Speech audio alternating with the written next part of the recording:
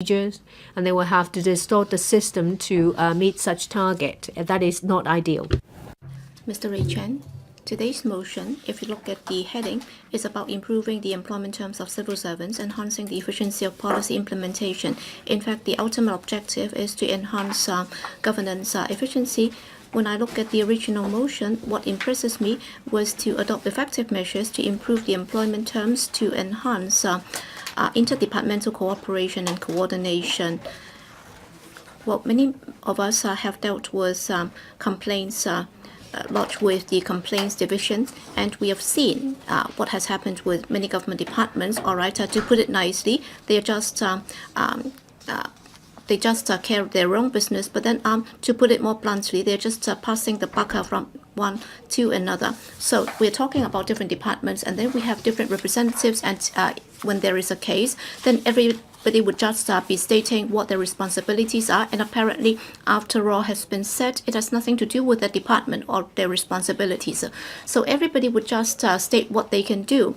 All right, to give you an example, I once came across a quarry in Mount Shan, and apparently somebody has put up a structure near the rock beach, and well, the lands department said that it's not their responsibility to deal with the beach, and then the AFCD said that after the tidal wave, it's not their responsibility, and then the marine department said that it's not garbage in the sea, and therefore it's not their responsibility either. So ultimately, there's one department which was willing to come forward, even if it's not their responsibility at all. So it's like a happy ending. But then it's not that every story will be like that. So apparently they are not talking to one another, and they are not trying to resolve problems together. Well, when Carrie Lam used to be the chief secretary, she was responsible for coordinating the different bureaus and departments. And now apparently we would be asking the departments and the bureaus to sit down and then identify who's responsible for that. And then one department then will come forward to say that, okay, it's my responsibility, I'll deal with that. So it's about the departments not talking to one another, and then they are not adopting a people-based approach in dealing with such matters. And then in the end, when it comes to the complaints division, or when it's necessary, things will reach the chief secretary for administration, and then there'll be some sort of light at the end of the tunnel. So that's what we meant by effective measures to improve government's efficiency. And then it's also about improving the employment terms of civil servants. Sometimes it's not material. It's not just about improving or increasing pay. I'd just like to talk about the policy on eliminating sexual discrimination. Yes, we do not have sexual orientation laws in Hong Kong, but then just about 10 years ago, the CMAB already introduced a practical code on eliminating discrimination on grounds of sexual orientation. Everybody should be appraised on the basis of their performance, and they should also be hired on equal footing, and they would also have equal rights to enjoy all facilities and so on. And if they are being deprived of such rights just on grounds of their sexual orientation, that's ethically wrong, and is also not reasonable. And therefore, the administration promises that it would follow all the norms and codes in the guideline, and then they would also urge other departments and stakeholders to do the same. All right, the administration has introduced this employment code, and it has taken the lead in doing that. But then, by putting that together into a set of guidelines, it doesn't mean that it would be implemented right away. So it's not like what John Lee said, that so long as they have the laws, it would be practiced. So I think that has not been practiced at all. In particular, when it comes to discipline services, if any colleague is found to be one of the sexual minority groups, then they would be discriminated. I've already reflected this to the management. For frontline discipline services officers, they also suffer from a lack of knowledge of sexual minority in the public, and therefore in terms of sensitivity, they need more training. So when compared to social workers, teachers, and also healthcare professionals, the discipline services would also need to receive such training. In particular, the discipline services should have undergone such training, but then apparently the CMAB and the secretary said that they would be rolling out such training. And of course, next, I'd like to turn to employment terms, whether it's in the public or private sector. The most important thing is to retain talent. or to attract talents. And then for sexual minority groups, they should be getting equal pay. I think it's only fair. And tomorrow, there will be a very important case where the judgment will be handed down by the CFA. So it's about the Immigration Department, and an officer has sued the Civil Service Bureau. I think we are talking about some very basic rights. We're talking about our spouse health care rights or medical benefits and so on. All right, it's not just about waiting in a shorter queue. That's why he's spending his fortune in fighting this case in court. In fact, he's trying to do this on behalf of other people in the civil service. Is it that the administration is not able to do it? If you look at the benefits for making trips by civil servants that has been offered by the administration. All right, tomorrow we'll be able to know the outcome of that case. And if the administration should lose in that case, there'll be overwhelming changes, because same-sex partners would also be offered the same rights and benefits and so on. And of course, if they lose the case, then of course nothing will happen. All right, I'm not going to go into the details or give you more examples, but then I think you have to look at this book. All right, the evil of being mediocre, because there's a book about the Nazis. All right, they never make any decisions. They just discharge the duties. They just go by the instructions from their superiors. So this is something good. All right, Hitler just issue the order asking them to use the gas chambers to kill all Jews. You will also have to think about it when somebody gives you a political task and you know that it's going to hurt people. All right, it's like disqualifying electoral candidates and so on. So would you be pressing the button and thinking that you're just pressing the button because I'm getting paid, and then I'm just discharging my duties, and then that's the end of the story? So I hope all civil servants will think about it. I'll log in. Madam Deputy, civil servants, over the years, since I was just a district councillor and today I'm a lawmaker, well, I've been very grateful to them, because many civil servants are very dedicated and they're prepared to serve those of us. And of course, we have become lawmakers or district councillors because we wanted to serve the community. But then without the assistance of civil servants, many things cannot be done. And it's as small as being able to come to this meeting. And I'd like to say thank you to an officer from the Development Bureau, because I was trying to approach the right department in order to get things done. So long as you can get the right person, so long as you can get the right phone number, and if you're able to use the government directory, then you'll be able to get the right person to do the right thing. But then initially I said that I'd be searching the phone number, but then there was a Development Bureau officer who tried to get the number for me. I was very grateful to him.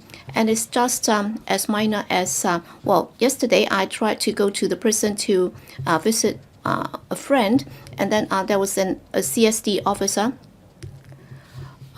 who said that he would do something for me, and I was really grateful. And over the years, in this council and also at the district council, I think many of us have had this same experience. That is, the HAD would be able to help us as district councillors to serve the community and to serve our constituents. Well, for competent civil servants and district officers who might not be very competent, you can see a world of difference between them.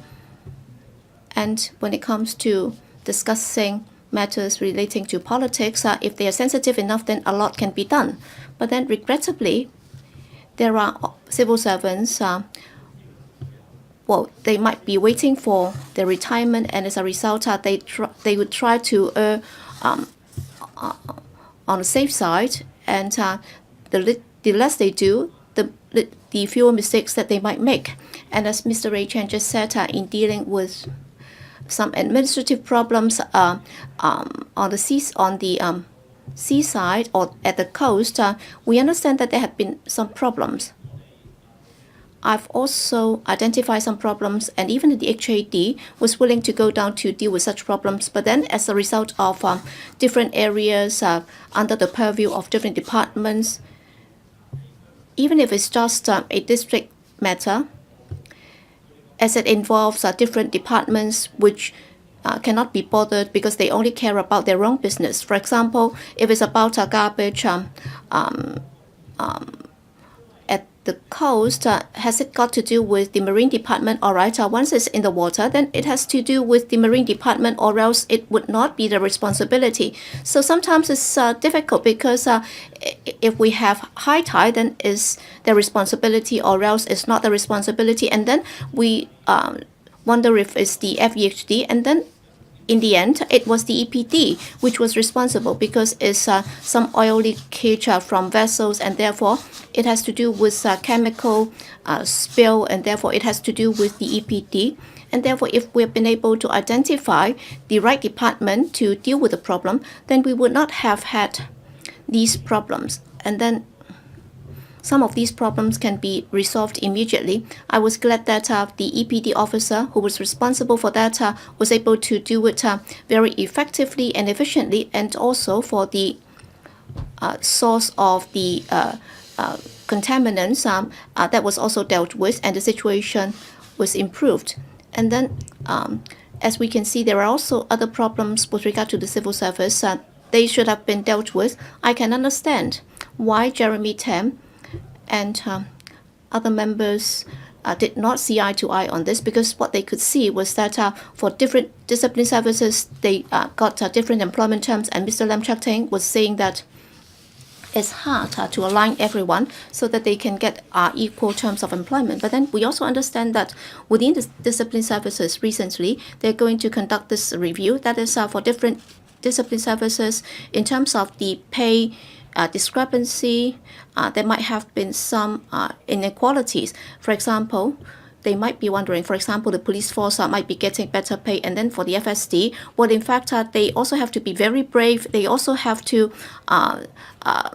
sustain very onerous duties, but then there should be a middle-of-the-road approach. For example, they might not have to be completely aligned with each other, but then we also have to follow the spirit. That is, if you are taking up some very dangerous tasks, and if you can see that there are discrepancies, then you should at least try to consult them, or at least see what the nature of work is, and then you would be coming up with solutions that all parties are at least happy with, so that there would not be this discrepancy in terms of resource allocation and so on.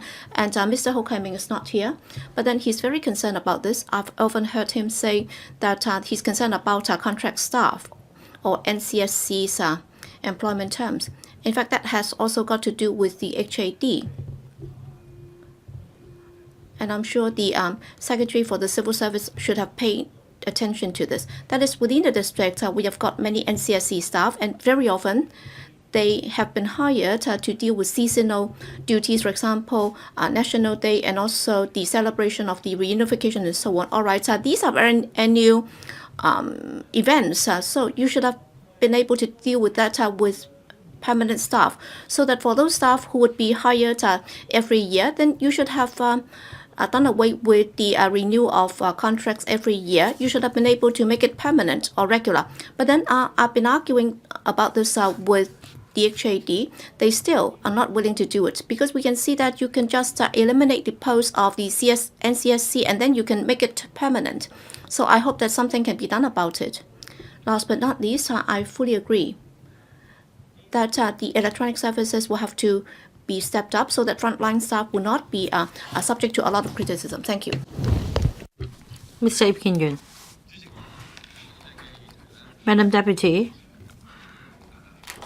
first of all, I'd like to say a few words of encouragement for our civil servants. Well, I took part in the assessment of the Excellence Award Scheme for civil servants for 2 years, and I read the files of the nominees, and I found that many civil servants would try to work outside the box. Well, back then, in one of the years when I was on the panel, social welfare departments. In fact, one of the units, the crisis support unit, won the recognition award. I think you all have this incident fresh in your mind. There was the fire of the mini storage in Yau and there were residential care homes for the elderly nearby, and those elderly residents needed to be evacuated immediately.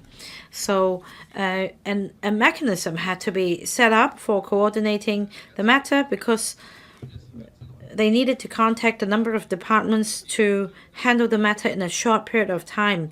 That is, 300 elderly residents in different homes in the vicinity nearby would have to be evacuated.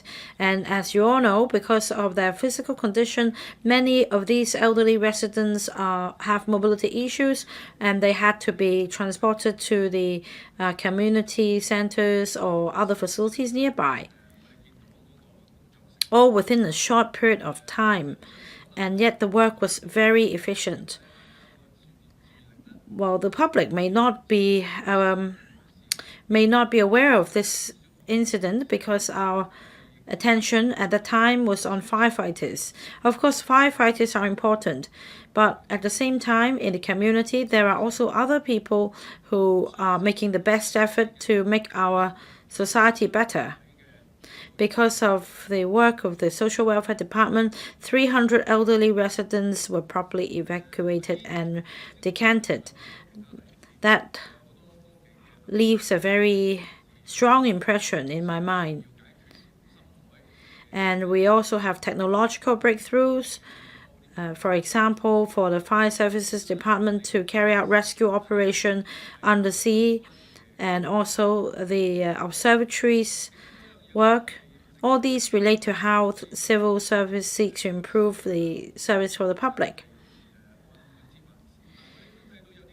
Sometimes we criticize civil servants for being too rigid, and yet on some occasions they do keep an open mind and allow new ideas. Recently, I came across this case. Mr. Cheng Chun-wai, an artist who is very concerned about grassroots people. He noticed that it is very difficult for cleaners to clean the ashtray of rubbish bin in the street, and then he revised the design and contacted the FEHG office in Tai Po, and then a pilot scheme was introduced with his new revised design of the ashtray. This is a bottom-up approach. By engaging the community, we can make improvements. I hope civil servants would respect their jobs and enjoy their jobs and be proud of themselves as civil servants. We have all along enjoyed an excellent civil service team. They are clean. They are also honest and efficient, and civil servants also enjoyed high acclaims from around the world, even before the reunification. However, a number of incidents happened tarnishing the image of civil servants. Infrastructure projects is one example, which involves civil servants as well as other public organizations. There have been numerous cost overrun incidents, quality assurance issues.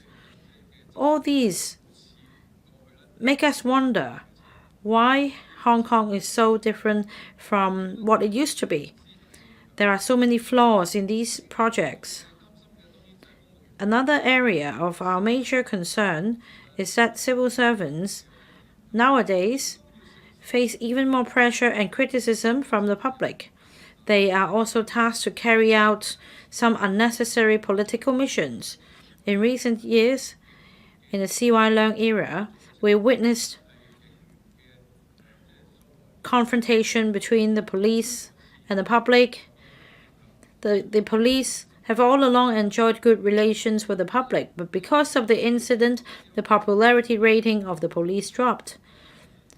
And even in this council, in the recent election, a confirmation letter has to be signed by an election candidate for an election for a returning officer of the electoral office who is a civil servant to decide whether this candidate is eligible or whether he should be disqualified. This also affects the political neutrality of civil servants. In recent years, the Staff Association or the General Union of Firemen also expressed support for the Fugitive Offenders Amendment Bill. This affects the morale of the disciplined service as a whole. It is important to have political neutrality. This is the utmost important core value. Civil servants should also be publicly accountable.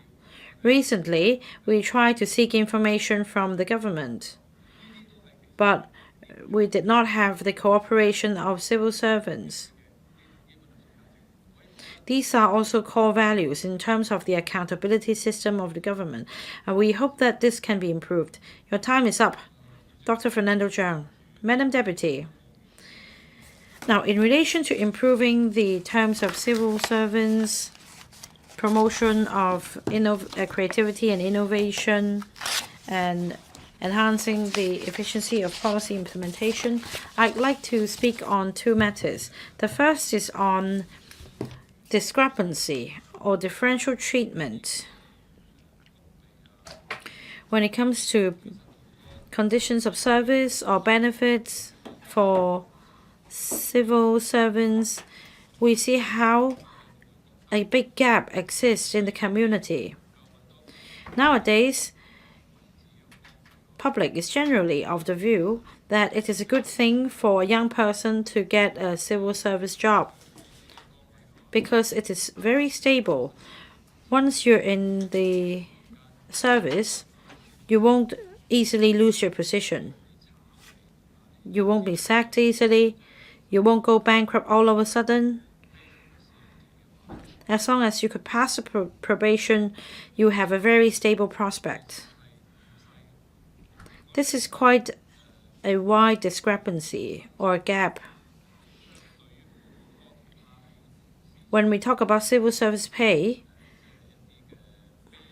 we can compare the pay level with service organizations in the private sector, where there is a big gap if you're not in the civil service. Take welfare sector as an example. A staff member of the same rank or grade in the civil service will never get a pay higher than that in the equivalent civil service post. So be it middle, low, or high rank post, the pay and benefit definitely will fare worse than the civil servants. Not to mention they have different schemes for all the civil servants. They have the pension scheme. They have various forms of allowances. I can't even start to count.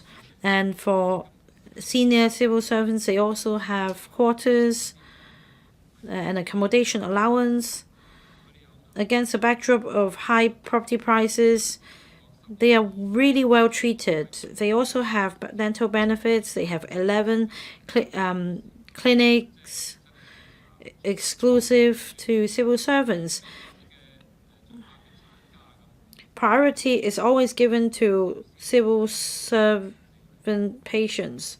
Maternity week, when it comes to new policies, well, the civil servants are the ones to enjoy the 14 weeks of maternity leave first. The public always comes second. Well, it is good to treat our civil servants well, But you also need to be considerate. If you think we should treat civil servants well, at the same time, we should also treat all employees in Hong Kong well. We should not distinguish between, for example, civil service posts, temporary posts, or NCSE posts. These posts do not have a lot of benefits. Some of them have 12 days of leave instead of 17, and some of them are entitled to maternity leave. Some are not. If you think it's a good deed after trying it out in the civil service, you should extend the system to cover other organizations in the private sector or to the contractors. And there is also a big gap in terms of the pay for the lowest ranking civil servant and the highest ranking ones by more than several dozen times. And we can't help but question whether there is any righteousness at all, whether there is any justice at all. Because for the middle and lower ranks, if there is a very apparent gap in terms of pay and benefit with the private sector, then there is room for improvement. According to the Secretary's opening address, civil servants should be politically neutral and professional. I think civil servants are public servants. That means they serve the public. This is the direction you should follow. You should be accountable to the public. Can they maintain politically neutral, however, nowadays? This, like what Mr. Ip Kin Yuen just now asked. Well, say fugitive offenders ordinance, this is clearly a political bickering, and yet you would encourage the general unions of civil servants to stage support openly. Senior government officials as well. You would enlist the support of loyalists and the liaison office, and you would appear in these related meetings and activities. You would even appear in events as electioneering aides. So to call yourselves politically neutral, is that really so? National studies. Like Mr. Jeremy Tam said, the majority of expenses had nothing to do with the Hong Kong SAR, but rather the expenses on maintaining stability on the mainland. This is actually under the purview of the liaison office. They would contact civil service staff unions to keep good relationships with them. This should not be done, because it undermines the status of civil service in the eyes of the public. Please remember that you are public servants. Mr. Frankie Yik. Well, in one of the amendments, there is the study to reduce the incremental points in pay adjustment mechanism. In 2007, there was the reform of pay adjustment mechanism. On top of that, every year when they calculate the pay trend survey, they would first conduct surveys to see pay differences between the private sector and the public sector. In the end, the government adopts a percentage of pay rise that is higher than that of the private sector, and they've always adjusted the lower band of a salary of civil servants to align it with those of the middle band. civil servants, even when they have even if they reach the maximum pay, they can still receive pay rise. Pay rise is not pegged with performance. When the economy fares well, they always get a pay rise. When there is an economic downturn, civil servants will have their pay frozen, whereas in the private sector, they will have to take a pay cut. According to the pay scale of civil servants, there can be a difference of 3.5 to 6% difference between the different points. Well, if the deduction of payroll cost of increment is dispensed with, that means that they will receive a pay that is higher than inflation. On top of that, there are also amendments saying that 5-day week should be launched all over the entire civil service. We think that 5-day week depends on the operational need and the nature of work of different posts. In order to maintain quality of service, some departments, say for example Hong Kong Post, Social Welfare, they can't implement 5-day week as a whole. Flexibility should be taken into account. They need to maintain the quality and quantity of public service. They should bear in mind that costs should not be shifted onto the public. Overall speaking, the remuneration of civil servants is attractive enough to attract new blood. We think that the service efficiency is not increasing with their pay. There is bureaucracy, there is also the culture of passing the buck, and they only mind their own turf. These drag down the efficiency. We talk about enhancement, but we haven't seen anything concrete.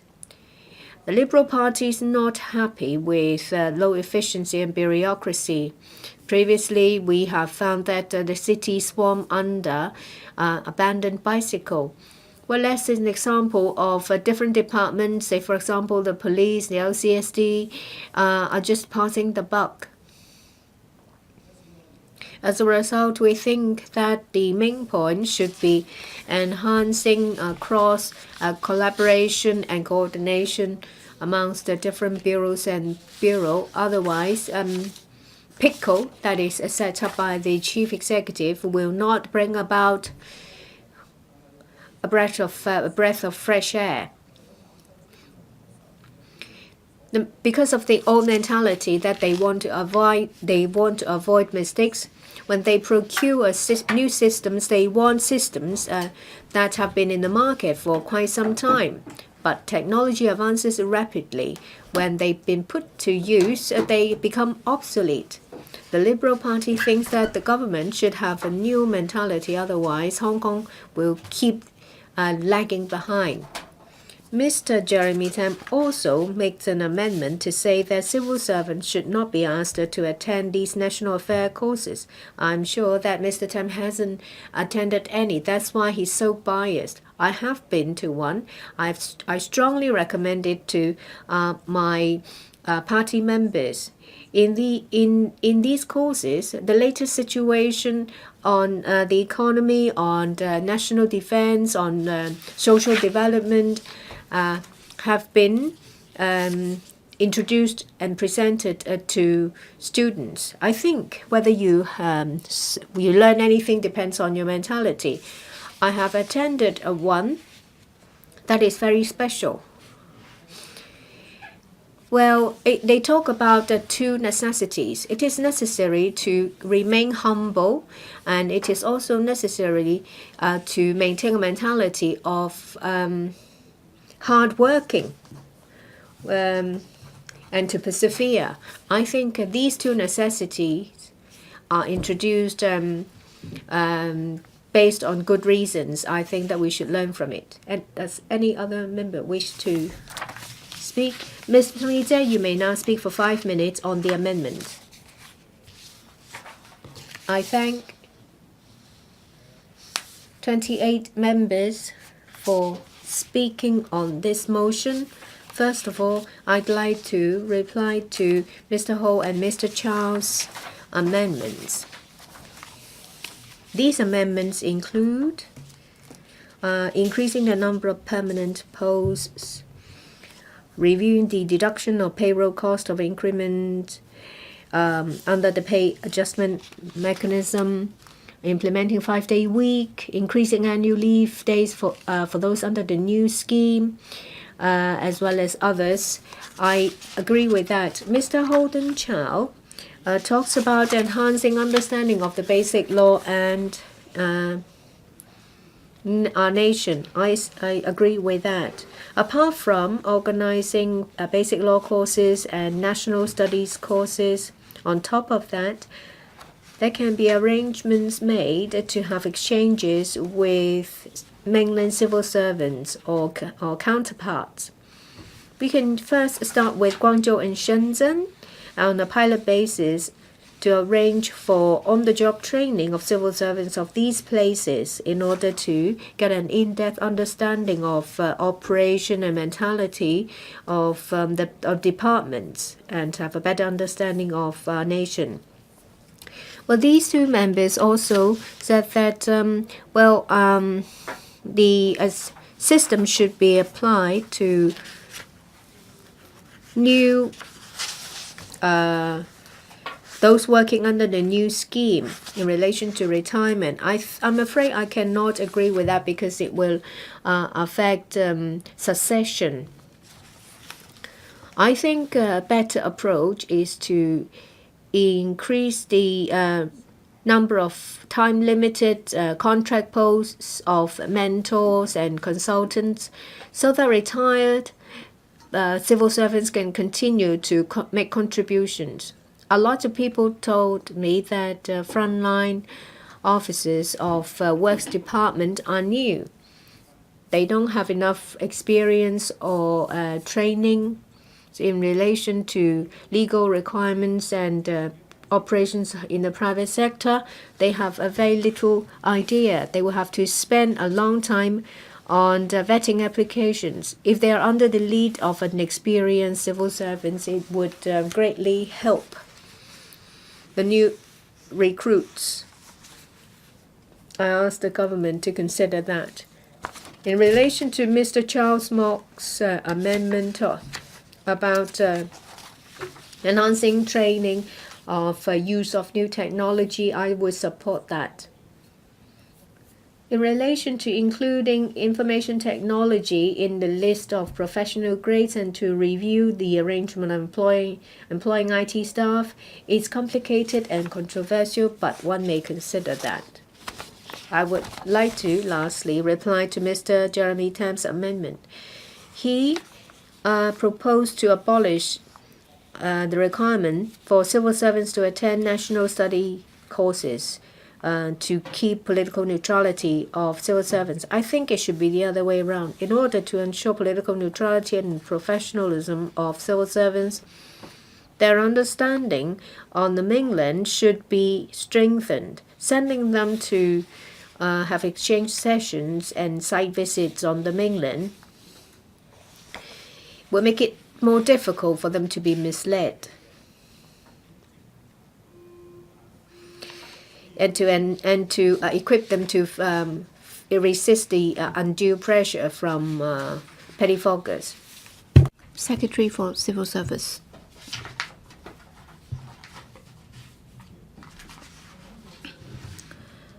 President, I am grateful to members who have spoken on the original motion and the amendments for their valuable comments. I can see that many members have commended civil servants for being very dedicated and working wholeheartedly in serving the community.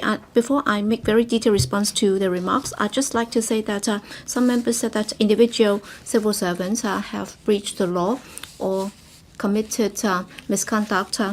I'd like to point out that the administration attaches a lot of importance to the integrity of civil servants, and we will follow the established mechanism and procedures in dealing with such cases fairly and very solemnly. That is, if there should be misconduct in public service, then we will deal with that very seriously in order to enhance or maintain the high level of integrity of the civil servants. From members' remarks, I can see that many members are very concerned about whether or not the administration is able to attract and retain talents. That's why, in terms of the civil service pay and remuneration policy, healthcare and housing benefits, and also in terms of their leave, a lot of comments have been made. And some members also suggested that we should expand the establishment of the civil service in order to cope with the government's growth in services. As I said at the opening statement, the administration would follow the objective of the chief executive in being a caring, ready to listen and take action. We would be understanding to civil servants' needs, and we will try to be very caring about their well-being, and we will try to offer the right level of pay and remuneration in order to attract and retain staff. Well, since assuming office, this term of government has implemented a number of measures, and during this year and last year, we have been able to increase the establishment by 1.9% and 3.7% respectively, and in this financial year, we're going to increase that by another 1.8%. So for 3 successive years, if you look at the civil service establishment when compared to the previous 2 terms, which has an average of 1% growth every year, we are already doing somewhat better, and we will continue to do that in order to increase civil service manpower appropriately. Some members have also expressed their concern about the high wastage rate of the civil service. In fact, for a long period of time, the turnover rate has been very steady, and retirement has been the main reason for civil service leaving the government. That would account for some 80%. We mainly cope with that through internal promotion and recruitment to fill the vacancies. As the retirement figures will remain on the high side in the next few years, the administration has already made early preparation in order to cope with that. And when necessary, for those who have reached retirement age, we will be retaining them in order to cope with the manpower demand. And in order to ensure a smooth succession, we have also put in place an established mechanism to assist individual bureaus and departments to do the planning early, and also to put in place measures in an early stage. President, we understand that members are very concerned about civil servants retiring or resigning from the civil service. What is noteworthy is that the resignation rate is lower than 1%, despite the fact that there have been some moderate increases in recent years. I have to point out that if you look at those who have resigned from the government, some 60% are still in their probation period, as these officers are still at the very early stage of their career, and if they find out that they are not really suitable for working in the government in the long run, I think it's only right for them to decide to leave the department in an early stage during their probation. I can say that it's reasonable, and therefore we will be monitoring the situation very closely, and if individual grades have recruitment or retention problems, then the Civil Service Bureau will come up with appropriate measures to help them to cope with the situation. Some members are also concerned that with the increase in manpower, do we have enough office space for them to work in? At present, before we decide on increasing the establishment, we will try to identify if existing office accommodation is big enough, and then if there is any shortage, then we will ask the Government Property Agency to see if we can increase the office accommodation in order to ensure that there will be sufficient office space for the new incumbents in order to meet the operational needs of the departments concerned. For example, we will need to have enough filing space, and we will be looking at the location and the space that they need in identifying suitable space. And if government properties are not able to meet such demands, then we will try to rent from the private sector. And after properties have been given to them, if there is additional needs, then they can also apply for additional office space for use.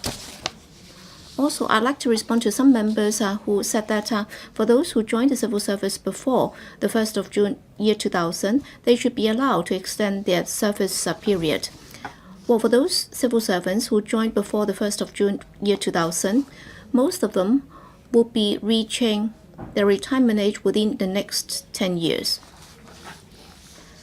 And therefore, from the population policies perspective and also from the perspective of managing our civil service, there are no sufficient justifications to allow these civil servants to extend their retirement age. In particular, many of those who joined before the 1st of June year 2000 would be nearing their retirement very soon, and if they are allowed to stay further than they are expected to, then some departments may not have enough time to make appropriate manpower planning and also appropriate adjustments, and as a result there might be immediate management problems. For example, they might stand in the way of promotion, and their health might also pose problems, and there might also be manpower resources mismatches, and we don't want this to happen, and therefore we will have to make sure that everything is done properly. Yes, for those who have joined the civil service before the 1st of June year 2000, they might not be able to retire late or extend their retirement age, but then the departments can also look at their manpower situation and actual operational needs, and they can also be very flexible with regard to extending the service of these civil servants. For example, they can also offer post-retirement service contracts to them, and also they can also make use of the extension of the existing contract in order to retain experienced staff who have reached retirement age, so that for the serving civil servants, they would also have different avenues available for them to stay on. With regard to the remuneration policy for civil servants, the purpose is to make it attractive enough to retain and motivate those with suitable competence, and then they would also be able to provide effective and efficient services to the community, and their remuneration and should also be comparable to their counterparts in the private sector. In order to implement this policy, the administration has been following the established mechanism by conducting regular pay trend survey in order to compare civil service pay with their counterparts in the private sector. And the CE in Council would also be considering relevant factors in making adjustment to civil service pay. These factors include findings of the pay trend survey, Hong Kong's economic situation, the government's financial position, the changes in the living costs, and also the expectation of the staff side, and also staff morale, and also the decision with regard to the pay adjustment for civil servants. Well, Mr. HO Kai-ming and Mr. Holden Chow's amendments are also about the review of the incremental pay adjustments and so on. Well, we have been liaising closely with the staff side on this, and any adjustment will have to be approved by the CE in Council, and the CE in Council will be considering all the factors before making any decision concerning the pay adjustment for the civil servants. Some members also talk about the pay and remuneration for the discipline services. The CE in Council in December last year already decided that there would be a pay structure or grade structure review for the discipline services, and that would be done once every 10 years to ensure that the grade structure of the discipline services would be effective in attracting and retaining talents. The Standing Commission on the Discipline Services and also the Standing Commission on the Directorate Grade Officers have already started this review, and in the course of the review, the two advisory committees will be liaising closely with the management and staff side of the discipline services, and they would also be considering their views comprehensively, and they will be talking to the different stakeholders. Individual representatives of the discipline services and grades can also put forth their views to the two advisory committees. Just now, some members have also pointed out that there is a need for us to improve the medical and dental benefits for civil servants. On the one hand, we have to take care of the deployment of resources and also the manpower of the healthcare sector. On the other, we have been working closely with the DH and the HA in enhancing our services in this respect. We'll be exploring the feasibility of increasing the number of families clinics and dental clinics for civil servants. We will also be considering introducing traditional Chinese medicine for the civil servants. We are making preparation for that. As to the suggestion that for those under the new pension scheme, they should also be entitled to medical and dental services after retirement. We understand that demand.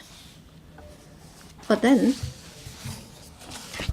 whether it's for staff under the new pension scheme or eligible persons who are their family members, when it comes to providing medical and dental services to them, that would involve substantial policy change. And for the moment, the administration does not have any plan to change the existing arrangements. Some members have also are also very concerned about the outsourcing system. Well, this is one of the ways in providing the services. For the policy bureaus and also the head of grades, we'll have to look at the operational needs and also the nature of service and also the effectiveness and cost effectiveness in deciding which option to go for, whether they should recruit permanent civil servants or should they be providing the service by way of outsourcing the job. The most important thing is to make sure that resources are used in the right places. So in awarding contracts, it doesn't mean that the lowest bid will definitely win the contract. We will have to compare the standards of service and also the price. Even if the price is attractive, we would also have to bear in mind the service quality. And if we just even if we contract out the services, we will also have to make sure that the services are up to our expectation. And if the services are below standard, then appropriate action will be taken against the contractors concerned. With regard to contract staff, at present we have about 9,700 plus full-time NCSC staff. When compared to 2006, at the peak of it, it has already come down by about half. So we will continue to advise departments to review the situation in order to see if there is a need for the continuous hiring of these NCSC staff, or is it suitable to replace them with permanent civil servants. Well, up to June 2018, we have 8,280 NCSC posts being replaced. And for contract staff, if they are working on a long term, I think the situation has already been improved. Well, about 1/3 of the contract staff in 2008 who have served for more than 8 years. When compared to mid-2013, at the peak of it, it has already come down by some 28%. Well, the nature of such jobs would mean that some of these posts simply cannot be replaced by permanent civil service posts. Mr. Jeremy Tam and some members also suggested that we will have to scrap national affairs training, and they are concerned that such training courses would be a brainwashing approach for the 170,000 civil servants. I think it's another underestimation of the independent thinking of our civil servants. There is no need for you to put on tainted glasses or to view such training courses with a negative perspective. What I'd like to point out is that the Mainland Training Institute is responsible for training talents on management and policy and so on. In March 2018, the state announced its national policy, and there has been no change to the institute whatsoever, and therefore it would not affect the collaboration between the Civil Service Bureau and the National Training College's arrangement when it comes to national affairs or national studies courses. With regard to the amendment moved by Mr. Jeremy Tam, we do not quite agree with what he said.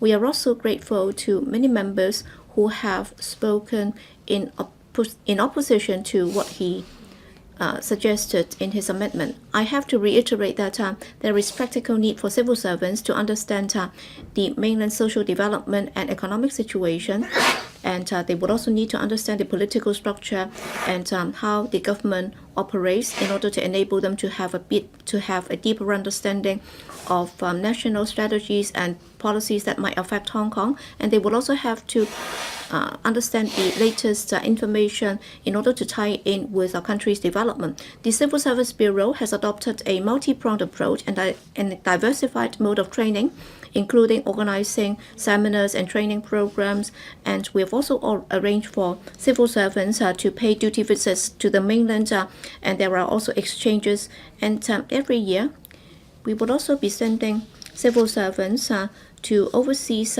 for this month-long training, and we are also having plans to extend that to the Greater Bay Area. With regard to overseas visits and also exchanges, the Civil Service Bureau would also arrange for medium to senior ranking civil servants to overseas elite colleges to undergo training, and that would range from a week to a year.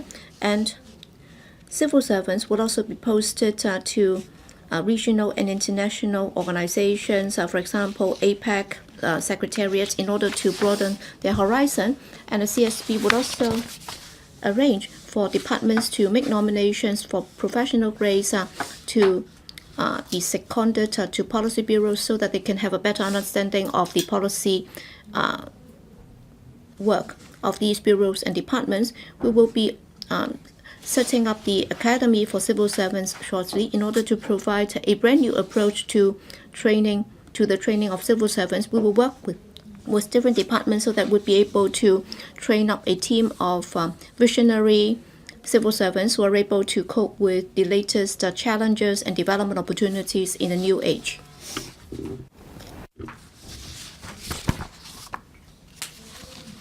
President, some members, in particular, some members who are not from the pro-establishment camp, claim that civil servants have to discharge political tasks, and they claim that in the amendment to the Fugitive Offenders Ordinance, the CE has actually destroyed the professionalism of the civil service. I have to solemnly point out that this cannot be farther from the truth.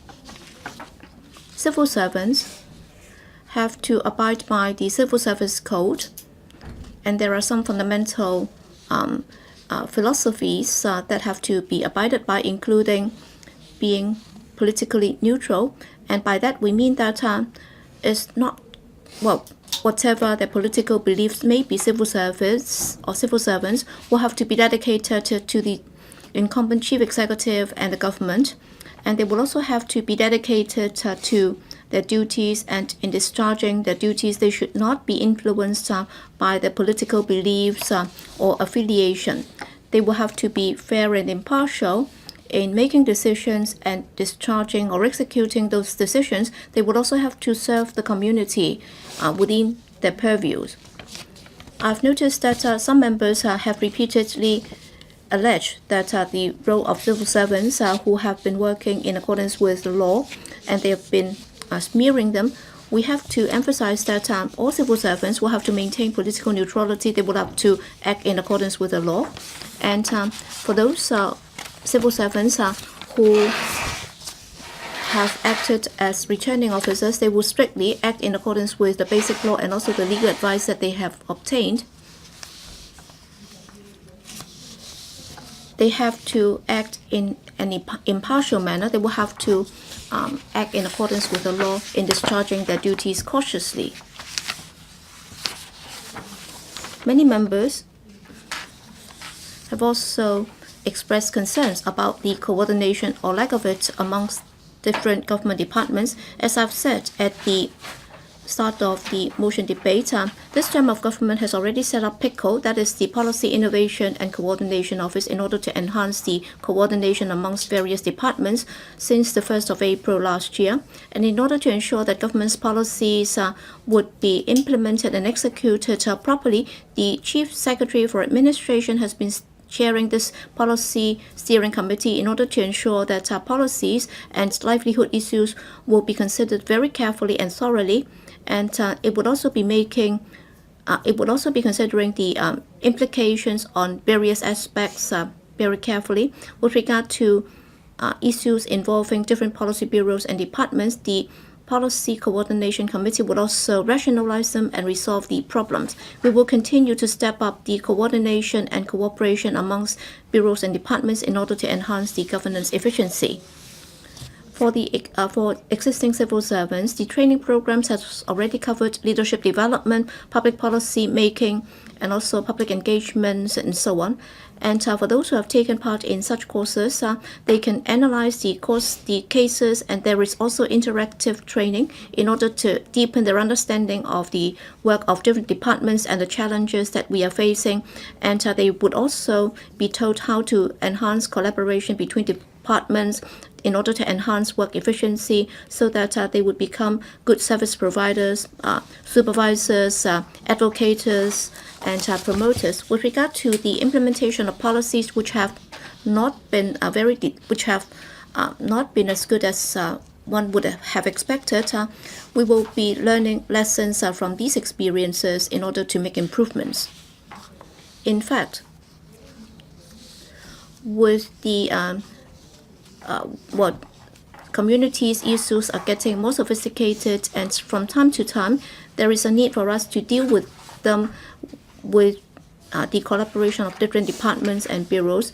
But then we understand that the public would view the government as a whole, and therefore when policy bureaus and departments formulate and execute policies, they would also have to work with one another in order to serve the overall interests of the community. I'm sure all colleagues would remember that they are part of the team, and therefore they would be willing to take one extra step, or they would be willing to go the extra mile for the purpose of the community, and they would be responding to the aspiration of the community in implementing different policies. On creativity and innovation, we attach a lot of importance to enhancing or broadening the vision, the sensitivity of those in the middle and senior ranking in order to enhance their ability to lead and introduce changes and reforms. The CSP will be working with reputable universities, professional groups, and different sectors, so that I would be able to take on board the experience elsewhere in promoting innovation and the use of technology, so that we'll be able to provide appropriate and diversified training to our civil servants. And in terms of training up civil servants in their creativity and IT, we would attach importance to the leadership program, and also executive management programs and national studies courses, and also mainland visits, and also for the orientation training for new recruits. We have already included the elements of innovation and use of technology. We have also designed programs so that there would be exchanges and visits, and there would also be online resources available for them to learn. And different departments and bureaus would also be looking at their own operational needs in providing IT training to their staff, including design innovation, and also the trend of cutting-edge technology when it comes to their profession. For example, big data analysis, AI, blockchain, cloud computing, IT management, and also security, and so on. Well, in 2019, we expect that about 43,000 staff will be able to be given the relevant training. As regards the application and development of innovation technology by different departments, as I said at the beginning, the IT Bureau has already put in place this technology coordination scheme, and so far we have already supported some 48 projects proposed by 21 departments, involving some $300 million. The administration will continue to adopt state-of-the-art IT technology in introducing new electronic government services. The COIGO has set up the Smart Government Innovation Lab this year, and it has invited different services sector to put forth suggestions as to how we can improve the use of IT, and arrangements would also be made for the testing of such solutions so that there would be public and private sector collaboration in order to improve the use of IT in providing public services by the government. As to Charles Peter MOK's concern about T contract staff, starting from February 2019, PICO has already stepped up its monitoring of T contract staff, and for individual departments and bureaus, if they want to hire more T contract staff in providing regular services, they have to get the approval of the directorate rate officers from their departments. Mr. MOK also suggested that we should look into the possibility of incorporating some of these IT staff in the regular establishment of the civil servants. Well, under the existing policy, we will be prepared to consider that wherever possible. Mr. President, the global economy is volatile, and as a result, we are facing a lot of challenges and competition. As the Chief Executive has pointed out, with an ever-changing environment, whether it's the governing team or the civil service, we have to adopt new thinking and a new culture. Innovation, interaction, and collaboration have been our motto in our day-to-day work. The Chief Executive has been instructing different policy bureaus and departments to work together in order to resolve problems for the public, and they should not just be minding their own business.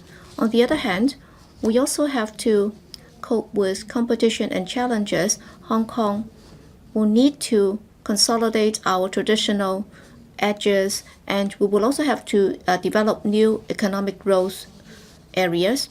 The Belt and Road Initiative and also the Greater Bay Area development will bring about immense opportunities. We will have to seize those opportunities. Mr. Jeremy Tam suggested that we should scrap the national study courses for civil servants. This is totally unfounded. I urge members to oppose Mr. Jeremy Tam's amendment. Mr. President, with regard to the concern expressed by members on the well-being of the civil servants and also their valuable comments and suggestions, once again, I'd like to express my gratitude for them. The administration has been adopting different policies in order to attract and retain staff and talents, and this is no different from what members have said. I hope that members would also understand that this term of government has already put in a lot of efforts in this regard. As to the various civil servants issues, well, the administration will continue to work hard with all members and the staff and management side to maintain good communication. These are my remarks. Thank you. I now would like to invite Mr. HO Kai-ming to move his amendment. Mr. Ho, I'd like to move the amendment. Voting on. I propose to you that Mr. HO Kai-ming's amendment be passed. I put the question to you. Mr. Tony Dare claims the division. The bell will ring for 5 minutes.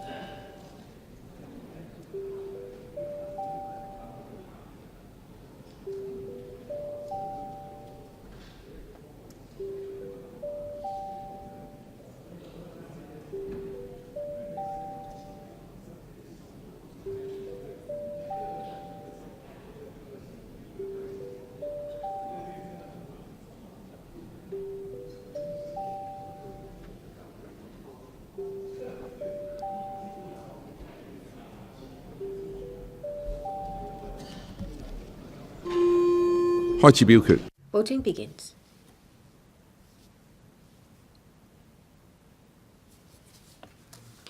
Members, please check their votes. If there are no queries, voting shall now stop and the result will be displayed. From the FC 28 present 18 for, 9 abstention. From GC 28 present 28 for. The question is agreed by majority of each of the two groups of members, that is those returned by FC and those who by GC who are present. I declare the amendment passed. Ms. Starry Lee, President, I move that in the event of further divisions being claimed in the respect of the motion on improving the employment terms of civil servants, enhancing efficiency of policy implementation, and promoting creativity and innovation, or any amendment, the Council do proceed after the bell has been rung for 1 minute. I now propose the question to you. Those who are in favor, please raise their hands. Those against, please raise their hands. I think the question is agreed by members. So in the future events of division being claimed, the voting will begin after the bell has been rung for 1 minute. Mr. Charles Peter, please move your amendment. President, I move my revised amendment. I propose a question to you that Mr. Mok's revised amendment be passed, and I put the question to you as stated. Will those in favor please raise their hands? Those against, please raise their hands. I think the question is agreed by a majority of each of two groups of members, that is those returned by FC and those by GC are present. I declare the amendment passed. Mr. Jeremy Tam, as the amendment of Mr. Jonathan Ho and Mr. Charles Mok have been passed, you may now move your revised motion amendment. President, I move my revised amendment. I propose the question to you that Mr. Jeremy Tam's revised amendment be passed. I put the question to you as stated. Will those in favor please raise their hands? Mr. Gary Chen claims the division bell will ring for 1 minute.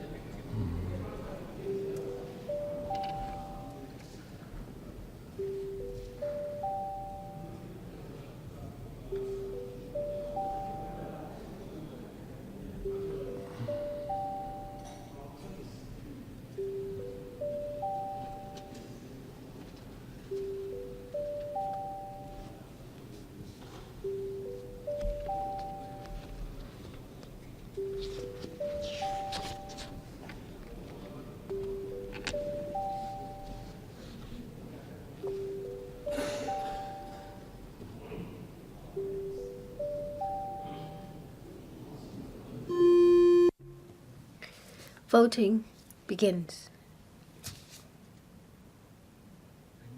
Members, please check their votes. If there are no queries, voting will stop. Result will be displayed. From FC 28 present 6 for 20 against 1 abstention. From GC 28 present 9 for 15 against 4 abstention. The question is not agreed by a majority of two groups of members, that is those returned by FC and those by GC who are present. They declare the amendment negatived. Mr. Holden Chow, as the amendment of Mr.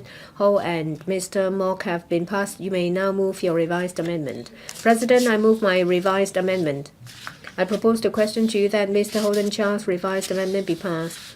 And I put the question to you as stated. Mr. Chow claims the division bell will ring for 1 minute.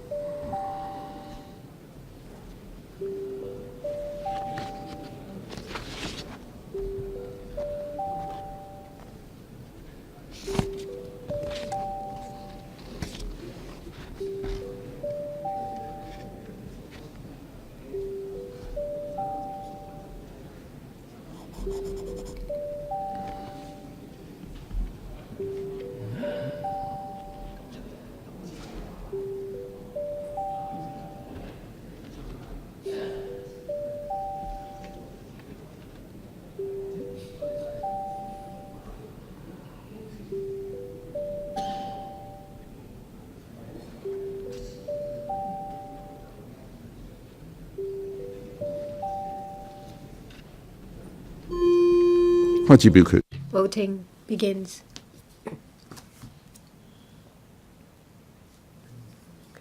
Members, please check your votes. If there are no queries, voting will stop. Result displayed from FC 28 present, 12 for, 7 against, 8 abstention. Those from GEC 828 present, 15 for, 13 against. The question is not agreed by majority of each of the two groups of members. That is, those returned by FC and those by GC who are present, declared the motion, the amendment negatived. Well, the amendment that is amended by Mr. Ho and Mr. MOK, I now put the question to you, whether it is to be passed. Will those in favor please raise their hands? Mr. A member claims a division. The bell will ring for 1 minute.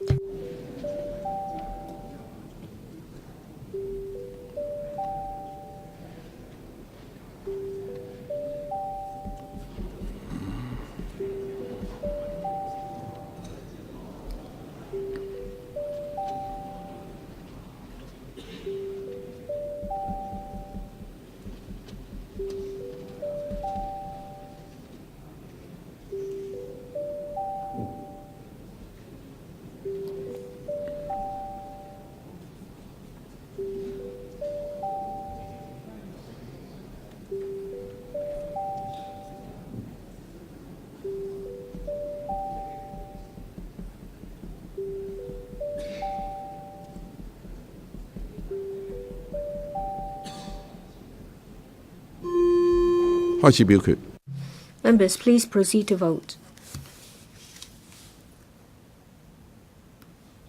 Please check their votes. If there are no queries, voting now stop and result will be displayed. Those from FC 28 present, 27 for. Those from GC 28 present, 27 against, 1 abstention. The question is agreed by majority of each of two groups of members. I declare the motion as amended passed. And I'll adjourn the council until 9 a.m. tomorrow.